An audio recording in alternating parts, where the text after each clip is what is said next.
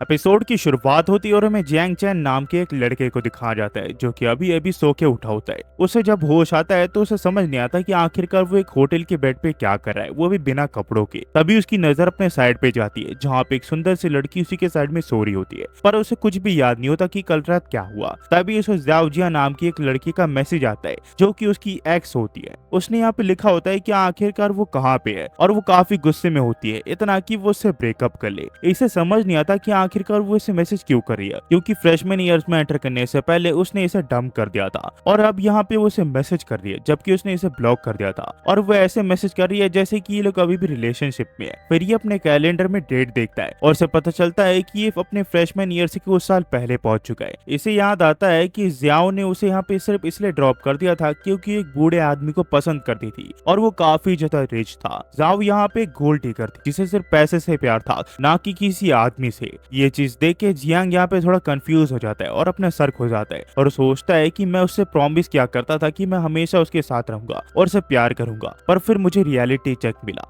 और जैसी उसकी पर्सनालिटी थी अब वो मुझसे पैसे मांगने वाली है। वो ऐसे ही करती है, वो इससे पैसे मांगती है, पर जैंग साहब को समझ चुका होता है और वो कहता है कि मैं कितना बेवकूफ था, मैं प्यार में इतना अंधा हो गया था कि मेरी खुद की सेल्फ रिस्पेक्ट नहीं थी। पर जाओ जब यहाँ पे इससे गिफ्ट मांगती है तो ये यहाँ पे अनजान बनता है और पूछता है कि आखिरकार तुम किस चीज के बारे में बात करी हो। गुस्से में वो उसे लिखती है कि अगर तुम ऐसे ही बिहेव करोगे मैं तुमसे ब्रेकअप कर लूंगी। जैंग इस चीज के लिए हाँ कर देता है और इन लोगों का ब्रेकअप हो जाता है। जैंग फिर मन ही मन में कहता है कि तुम्हें क्या लगता है कि मैं तुम्हें अपने ऊपर 2 बार चीट करने दूंगा। उसके साथ ब्रेकअप करते ही इसका एक सिस्टम एक्टिवेट हो जाता है जो कि इसे कांग्रेस करता है dream come true god tat icon system active करने के लिए। ये देखते ही जियांग चैन हैरान हो जाता है। वो कहता है कि सचमुच में एक तो रीइंकार्नेट हो गया और उसी के साथ मुझे एक चीट सिस्टम मिला जिसके थ्रू मैं यहाँ पे गॉड टैट रिच गाय बन सकता हूँ। ये तो सचमुच काफी औसम है। ये फिर अपने सिस्टम के मेन्यू को खोल के देखता है जहाँ पे इसकी एज, हाइट और ये कैसा दिखता है और ये कितने लेवल का है, वो सारी चीजें लिखी होती है। साथ ही में ये भी कि ये पर सेकंड में कितने पैसे कमा रहा है जो कि 10 सेंट के करीब होता है। दिन भर में ये 8,640 युआन कमाता है और ये चाहे तो इसे अपग्रेड भी कर सकता है। जियान जब इसे कैलकुलेट करता है तो उसे पता चलता है कि ये बिना कुछ किए 2,59,200 युआन महीने के कमा सकता है। जियांग को ये काफी अच्छा लगता है। सिस्टम दोबारा इसे यहाँ पे कांग्रेट्स करता है और इस बार इसे न्यूबी गिफ्ट पैकेज मिला होता है। ये इसे ओपन करता है और इसे पता चलता है कि इसे न्यूबी रिवॉर्ड के तौर पर 10 लाख युआन मिले, एक सुपर कार, एक शॉपिंग क्रेडिट कार्ड जिसमें ये 1 लाख तक स्पेंड कर सकता है और फ्रेंडलीनेस स्कैनर। ये देख के ये हैरान हो जाता है क्योंकि इसके यहाँ पे ओरिजिनल बैंक अकाउंट में भी इतने पैसे आ चुके होते हैं। ये सोचता है कि ये सचमुच काफी ज्यादा बढ़िया है, पर आखिरकार ये फ्रेंडलीनेस स्कैनर क्या है। क्यूरियोसिटी में जैंग फ्रेंडलीनेस स्कैनर को साइड में सोई हुई लड़की को भी यूज करने का फैसला करता है। इसका नाम योई एरिकांग होता है। ये 25 साल की होती है, इसकी हाइट 165 सेंटीमीटर होती है और ये सुंदर भी काफी होती है और इसका फिगर भी काफी बढ़िया होता है। प्राइवेसी वैल्यू 1 होती है और फ्रेंडलीनेस इसकी 60 होती है जो कि एक नॉर्मल इंटीमेट स्टेट होता है। ये देख के जैंग कहता है कि ये फ्रेंडली स्कैनर सचमुच काफी इंटरेस्टिंग है, बाकी तो मैं समझ चुका हूँ, पर आखिरकार प्राइवेसी वैल्यू क्या है। जैन फिर जब इसके अबाउट सेक्शन में जाता है तो इसे पता चलता है कि एक पर्सन जो कि अपने अपोजिट जेंडर के साथ जितनी बार सो चुका है उसे प्राइवेसी वैल्यू कहते हैं। ये सोचता है कि इसका मतलब इसका पहला इंसान मैं था जिसके साथ ये सोई है। इसे फिर थोड़ी धुंधली धुंधली याद आती है कि कल रात को जब जियाओ ने इसे ब्लॉक कर दिया तो ये यहाँ पे एक बार में गया जहाँ पे ये यू स्याओ शाओ से मिला जो कि यहाँ पे टेंशन में लग रही थी, तो इसने उससे बात करने का फैसला किया। उसके बाद जो भी हुआ इसे कुछ भी याद नहीं,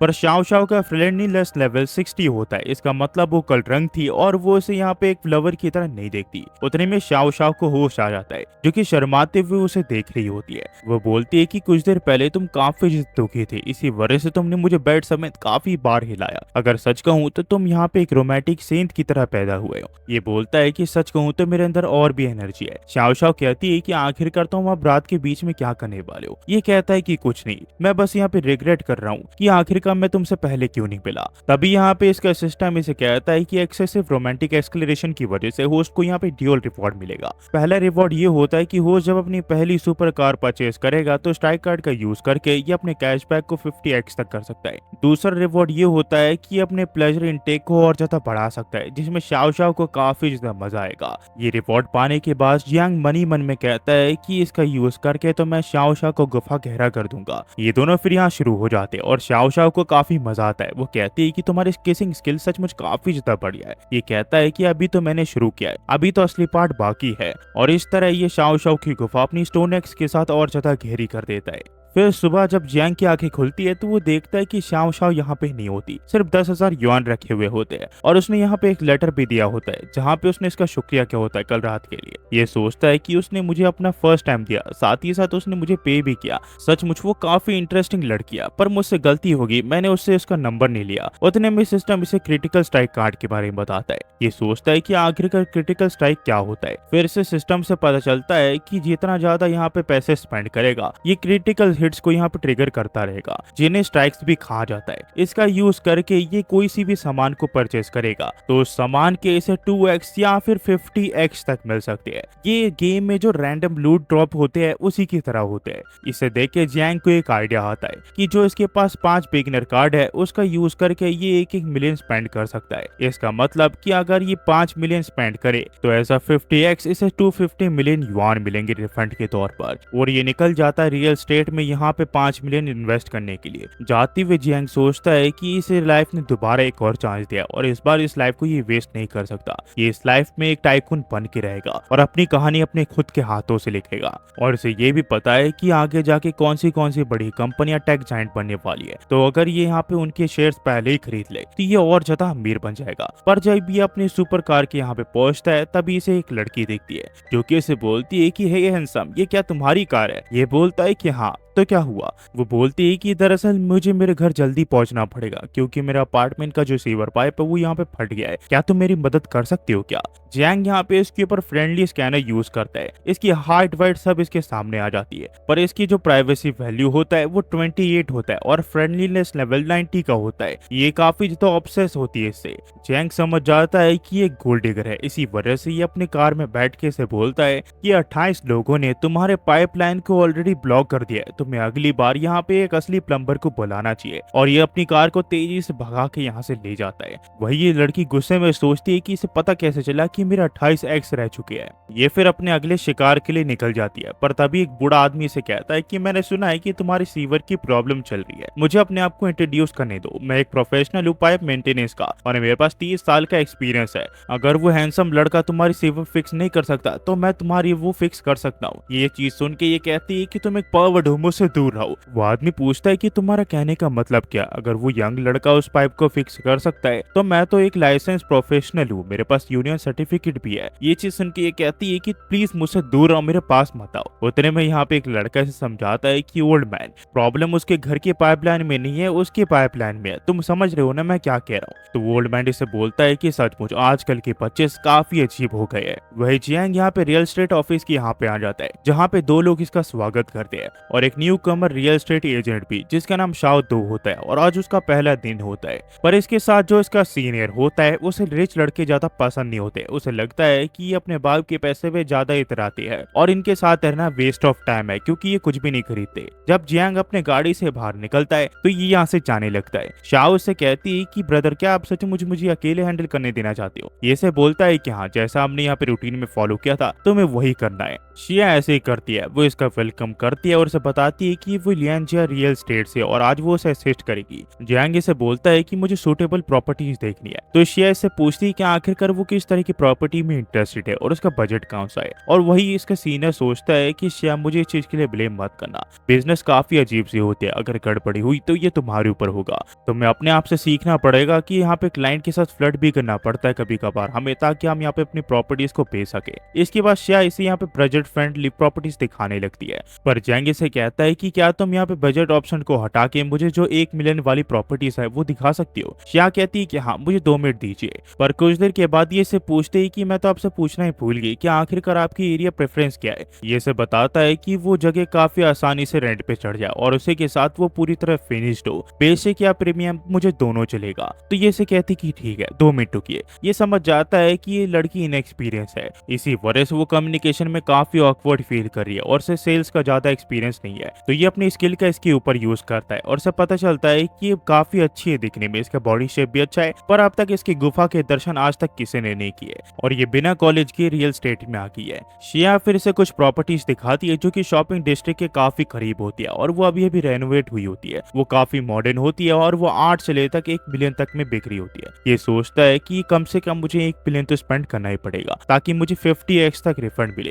क्योंकि अगर मैं 8 लाख से 9 लाख के बीच में कोई चीज खरीदता हूँ तो मुझे 10x मिलेगा, जिसका मतलब मुझे उसमें लॉस ही होगा और ये मैं अफोर्ड नहीं कर सकता। तो ये से कहता है कि क्या तुम मेरे लिए यहाँ पे इन प्रॉपर्टीज को 1 मिलियन तक में नेगोशिएट कर सकती हो क्या, अगर तुम्हारे लिए पॉसिबल हो। मैं यहाँ पांचों की पांचों प्रॉपर्टीज को खरीदना चाहूंगा। ये से कहती है कि हाँ सर, इनके ऊपर हम नेगोशिएट कर सकते हैं। तो ये बोलता है कि अगर इन सभी को तुम 1 मिलियन में बिकवा दोगी तो मैं यहाँ पे पांचों के पांचों कैश में खरीदूंगा। इसकी बात सुन के ये हैरान हो जाती है, क्योंकि 5 मिलियन कैश में देना ये कोई हल्की बात नहीं है। पर ये से बताता है कि मैं ये सचमुच कैश में खरीदूंगा और अगर तुम मेरा ये डील करवा देती हो तो मैं तुम्हें यहाँ पे उस जगह के रेंटल को मैनेज करने के लिए हायर कर लूंगा। ये बात सुनते ही शिया काफी खुश हो जाती है, क्योंकि इन पांचों प्रॉपर्टीज से जो कमीशन इसे मिलेगा वो काफी ज्यादा होता है। तो ये बोलती है कि हाँ सर, ये जरूर हो सकती है, ये डील मैं आपकी जरूर से करवा दूंगी। वही इसका सीनियर दरवाजे के पीछे से ये सारी बातें सुन रहा होता है और वो रिग्रेट कर रहा होता है कि आखिरकार ये डील मैंने क्यों नहीं की। 1 घंटे के बाद शिया अपने यहाँ पे सीनियर को बुला लेती है और उसे बताता है कि हमने 5 यूनिट्स आपके लिए सिक्योर कर दिया है, यहाँ पे हमारा 2% कमीशन होता है, प्लीज कॉन्ट्रैक्ट को रिव्यू कर लीजिए साइन करने से पहले। ये इसे यहाँ पे साइन कर देता है और बताता है कि मुझे शिया के ऊपर भरोसा है, अगली बार मैं जब भविष्य में परचेस करूंगा तो मैं दोबारा से उससे कॉन्टेक्ट में आऊंगा।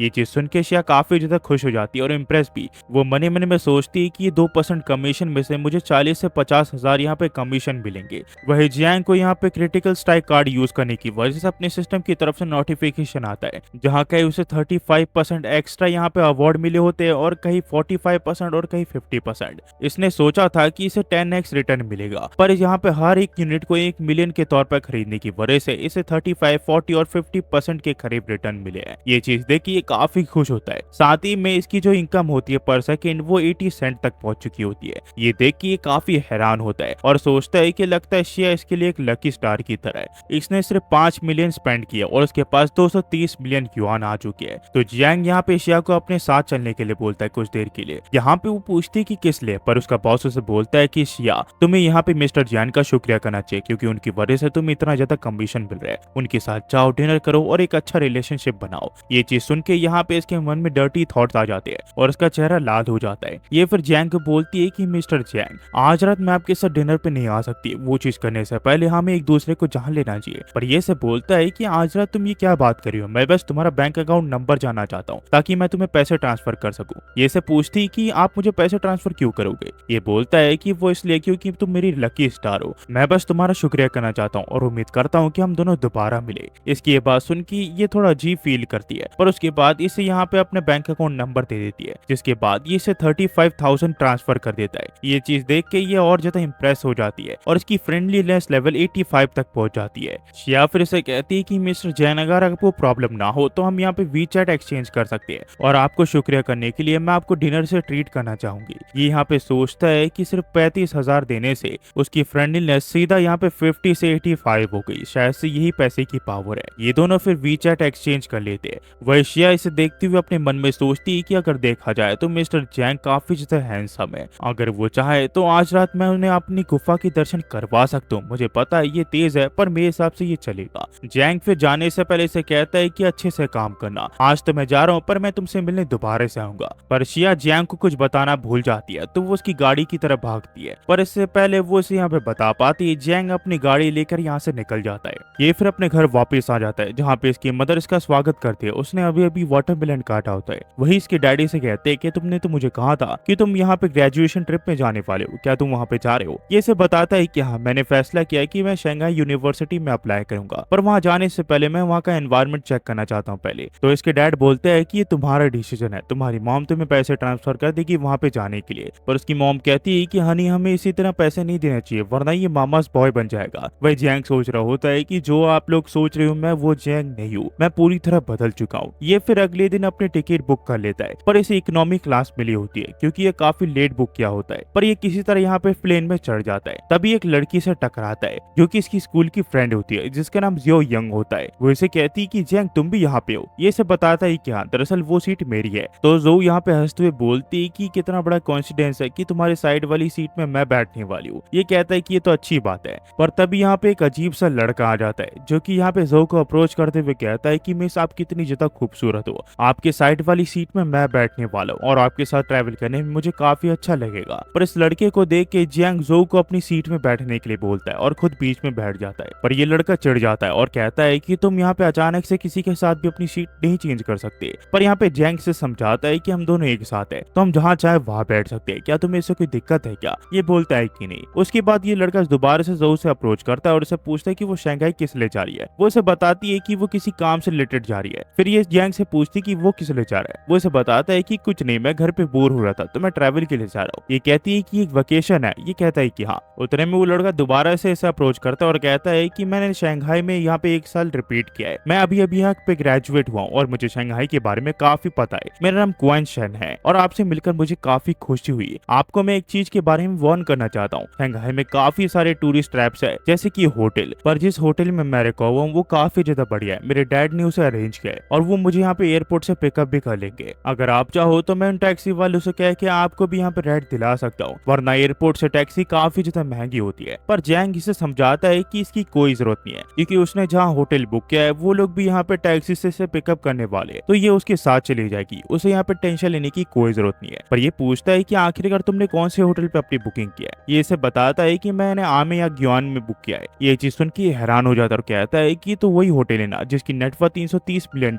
है, जो कि अल्ट्रा लग्जरियस रिजॉर्ट के साथ आता है। मैं भी वहाँ पे रह चुका हूँ। मुझे हर रात 9,000 येन देने पड़े थे, पर मुझे यहाँ पे कोई पिकअप नहीं मिला था। आखिरकार तुम्हारे में इंक्लूडेड क्यों है? ये सब बताता है कि मैंने वहाँ पे कोर्टयार्ड विला बुक किया है। ये चीज सुन के ये लड़का और ज्यादा हैरान हो जाता है। वही जो इससे इम्प्रेस होकर कहती है कि 80,000 वो भी एक रात के। जैंग, मैंने सोचा नहीं था कि तुम सेकंड जनरेशन के रिच किड्स में से एक हो गए। ये से कहता है कि प्लीज मुझे ये सब मत करो, जैसे कि तुम सेकंड जनरेशन के रिच किड्स में से नहीं हो। जैंग फिर हमें जू का एक बैक स्टोरी बताता है कि वो स्कूल की ब्यूटी तो थी ही, पर उसी के साथ वो पूरी सिटी की सबसे अमीर लड़की में से एक थी और वो हमेशा अपनी लग्जरियस कार्स में आया करती थी। वो काफी सुंदर थी, इसी वजह से लड़के उसे कभी अप्रोच ही नहीं कर पाते थे। पर वो कभी एरोगेंट नहीं थी। वो काफी अच्छी थी पढ़ाई में, इसी वजह से वो शांति से पढ़ाई करती रहती थी। उस समय मैं यहाँ पे जाओ जिया में बिजी था, इसी वजह से मैं जाओ लियाओं को कभी नोटिस ही नहीं कर पाया। कुछ समय के बाद मुझे पता चला कि जाओ लिया की फैमिली किसी प्रॉब्लम से चल रही है। उसके पास है वो यहाँ पे स्कूल चल के आने लगी। प्रेजेंट में जाओ से कहती कि सेकंड जनरेशन की रिच किड, मुझे लगता नहीं कि मैं वो हूँ। ये समझ जाता है कि इसके साथ कुछ प्रॉब्लम चल रही है, इसी वजह से ये किसी और चीज को लेकर बात करने लग जाता है और ये इससे इम्प्रेस हो जाती है। वह जैंग के सांसों में सांस आती है कि इन दोनों के बीच की ऑकवर्डनेस फाइनली खत्म हो गई। पर ये जब इसकी फ्रेंडलीनेस लेवल चेक करता है तो वो 75 की होती है, जो कि काफी ज्यादा होती है क्लासमेट के तौर पर। तो ये सोचता है कि कहीं यहाँ पे जू के इसके ऊपर क्रश तो नहीं था स्कूल टाइम पर। कुछ देर के बाद ये लोग एयरपोर्ट पे लैंड कर जाते हैं, जहाँ पे वाह योंग नाम की एक बटलर इसका इंतजार करती है। वो इसे बताती है कि मैं आपको कोर्टयार्ड विला तक ले जाऊंगी। जैंग फिर जो से पूछता है कि आखिरकार तुम कहाँ रह रही हो। ये इसे बताती है कि वो अपने एक दोस्त की जगह रह रही है, जो कि पोडुंग के यहाँ पे है और ये एकदम ऑपोजिट डायरेक्शन में जहाँ पे ये जा रहे हैं। तो ये यहाँ पे टैक्सी लेने की बात करती है, पर जैंग इसे बोलता है कि तुम इतना सोचने की जरूरत नहीं है, चुपचाप कार में बैठ जाओ, मैं तुम्हें वहां तक छोड़ दूंगा। वहीं पे वो आदमी यहाँ पे इन्हें फॉलो कर रहा होता है। उसे जैंग के ऊपर काफी गुस्सा आ रहा होता है। करीब आधे घंटे के बाद वो यहाँ पे जू की उसकी लोकेशन तक छोड़ देता है। जाने से पहले जैंग इसके साथ वीचैट चेंज कर लेता है ताकि ये दोबारा मिल सके और ये इसे ट्रीट कर सके। यहाँ पे जो इसका शुक्रिया करती है आज के लिए, पर वो इसे कहता है ऐसी कोई बात नहीं है और ये यहाँ से चले जाता है। पर वो जो लड़का होता है वो अभी भी यहाँ पे नहीं देख रहा होता है। वो कहता है कि जैंग ने मेरा पूरा प्लान चौपट कर दिया। मेरी एक रोमांटिक नायत तो उसके साथ हो सकती थी, पर ये सारी चीजें गड़बड़ होगी उस वजह से। फिर करीब आधे घंटे के बाद जैंग अपने होटल के यहाँ पे आ जाता है और थोड़ा रेस्ट करता है। तभी वैंग युआन यहाँ पे आ जाती है और कहती है कि मिस्टर जैंग, आपका बात रेडी है, आप चाहो तो वहाँ पे नहा सकते हो। ये कहता है कि ठीक है, पर तभी वांग यहाँ पे आ जाती है और उसके कपड़े उतारने लग जाती है और ये पूछता है कि आखिरकार ये किस तरह की सर्विस है। ये सब बताता है कि आपको अनड्रेस करना हमारी सर्विस में इंक्लूडेड है, पर आपको अपना अंडरवेयर खुद यहाँ पे चेंज करना पड़ेगा। ये कहता है कि ठीक है, मैं समझ गया। ये दोनों फिर बात के यहाँ पे आ जाते हैं, जहाँ वांग इसे बताती है कि आपके पीठ को रगड़ना ये भी हमारी सर्विस में इंक्लूडेड है। जैंग इसकी यहाँ पे स्क्रबिंग से काफी कंफर्टेबल हो जाता है और उसके मन में गंदे ख्याल आने लग जाते हैं। वो सोचता है कि अगर सच कहूँ तो मैनेजर वांग सचमुच काफी अट्रैक्टिव है। अगर यहाँ पे स्पेशल सर्विस में वो चीजें भी होती तो और ज्यादा मजा आ जाता। तभी यहाँ पे वांग इसे कहती है कि मिस्टर जैंग, क्या हुआ, आपकी बॉडी काफी बर्न हो रही है, कहीं आपको बुखार बुखार तो नहीं है। वो इसे बताता है ऐसा कुछ नहीं है, असल में तो मिस वांग ने यहाँ पे उसकी बॉडी के टेम्परेचर को काफी गर्म कर दिया होता है। उसकी नीचे का हिस्सा भी काफी गर्म हो चुका होता है। कुछ देर के बाद वांग इसे कहती है कि मिस्टर जैंग, आज रात हमारे होटल ने रिसेप्शन इवेंट होस्ट किया है, ऐसा सुपर वीआईपी, अगर आप चाहो तो आप उसे एंटर कर सकते हो। ये पूछता है कि उसका थीम क्या है। ये बताती है कि हमारे प्लैटिनम गेस्ट ने इसे होस्ट किया और वहाँ पे ज्यादातर ऑक्शन होने वाली ज्वेलरी की। जैंग इसे पूछता है कि वहाँ पे जाने के लिए किसी ड्रेस कोड की रिक्वायरमेंट है क्या। वांग इसे बताती है ऐसा कुछ नहीं है, ये इंटरनल रिसेप्शन है, तो आप कोई से भी कपड़े पहन के वहाँ पे जा सकती हो। ये दोनों फिर नीचे आ जाते हैं, जहाँ पे वांग अपने साथी को बताती है कि मिस्टर जैंग प्लेटिनम कार्ड होल्डर है, तो उनके साथ अच्छे से बर्ताव करना। ये इसे कहता है कि हाँ जरूर, आप यहाँ पे आइए, और ये कह के वांग यहाँ से चली जाती है। यहाँ काफी चहल पहल होती है और ऑक्शन पे ऑक्शन हुए जा रहे होते हैं। तभी गोल्डन कलर की वॉच का ऑक्शन होता है,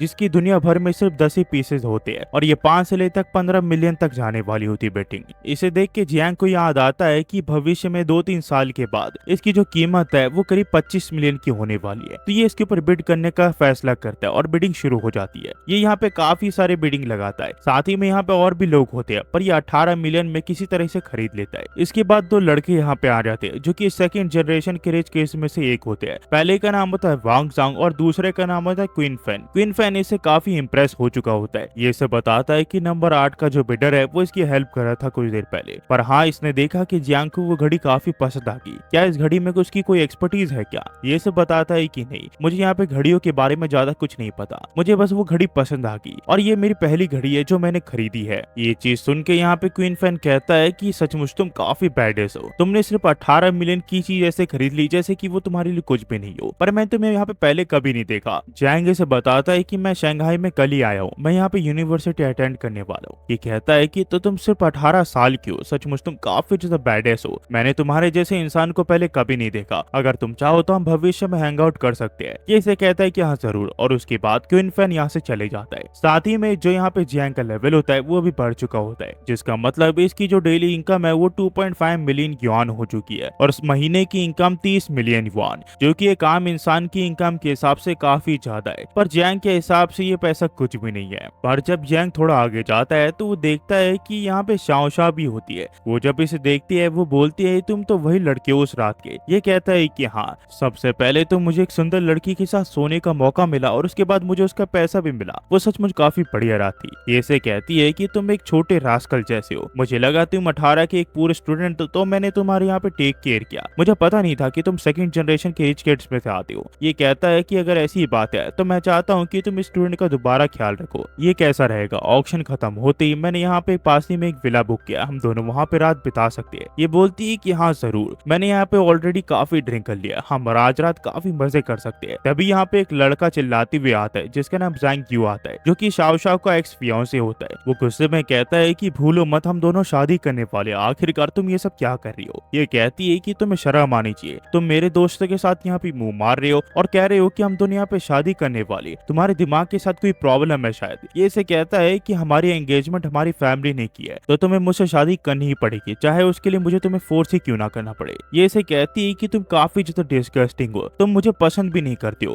तुम्हें बस मेरा नाम चाहिए ताकि तुम चीजों को कवर अप कर सको जब तुम लड़कों और लड़कियों के साथ मुंह मारो। उतने में यहाँ पे जियांग के सिस्टम में एक मैसेज आता है कि उसके पास 2 ऑप्शन है। पहले वो चीजों को ऐसी छोड़ दे जिसके लिए इसे यहाँ पे एक टीनेज म्यूटेंट निंजा टाइटल का कॉस्प्ले मिलेगा और 222 येन। दूसरा ये कि वो यहाँ पे जाके जैंग को 2 थप्पड़ मारे जिससे इसे 3x एन्चेंटमेंट मिलेगा, जो कि इसके फिजिकल एट्रीब्यूट्स को काफी बढ़ा देंगे, और एक बैड लक कार्ड। तो जैंग मन में सोचता है और कहता है कि सिस्टम, क्या तुम मेरे साथ मजाक कर रहे हो? मैं एक निहत्ती लड़कियों को कैसे छोड़ सकता हूँ? मैं कोई डरपोक नहीं हूँ। और वह ऐसे ही करता है। वो यहाँ पे इसके एक्स फियांसे को 2 जोरदार चाटे मार देता है, जो देख के यहाँ पे शाओशा से काफी इंप्रेस हो जाती है। पर ये लड़का यहाँ पे गुस्सा हो जाता है और सिक्योरिटी को बुला लेता है और बताता है कि इसने मुझे थप्पड़ मारा। यहाँ पे जो लोग होते हैं वो इसे यहाँ पे काउंट डाउन करने की कोशिश करते हैं, पर वो गुस्से में होता है और कहता है कि क्या तुम मुझे बुली कर रहे हो? मैं अभी पुलिस बुला लूंगा और उसके बाद मैं तुम्हारी भी यहाँ पे रिपोर्ट कर दूंगा। वही शाओशा जियांग को कहती कि तुम्हें घबराने की कोई जरूरत नहीं, अगर वो पुलिस को बुलाएगा तो मैं बता दूंगी कि वो मुझे हैरास कर रहा था और उसके बाद तुमने मुझे प्रोटेक्ट किया। वही शाओशा का एक फियांसे कहता है कि इतने बड़े होटल में मुझे यहाँ पे हैरास किया गया और सभी लोग मुझे सिर्फ देखते रहे, किसने भी यहाँ पे मदद नहीं की, तुम सब मुझे यहाँ पे बुली कर रहे हो, पर तुम सभी को इस चीज के लिए पे करना पड़ेगा। उतने में यहाँ पे एक पागल आदमी एक नाइफ लेके अंदर घुस आता और कहता है कि मेरी पागल वाइफ यहाँ पे किसी के साथ मैसेजिंग कर रही है, उसका यहाँ पे किसी के साथ अफेयर चल रहा है, मैं तुम में से किसी को भी नहीं छोड़ूंगा, उस चीटर कपल को मेरे हवाले कर दो वरना मैं तुम सभी को मार दूंगा। वहीं पे जो शाओशा का एक्स फियांसे होता है उसकी पैंट गीली हो चुकी होती है इसके हाथ में चाकू देखकर,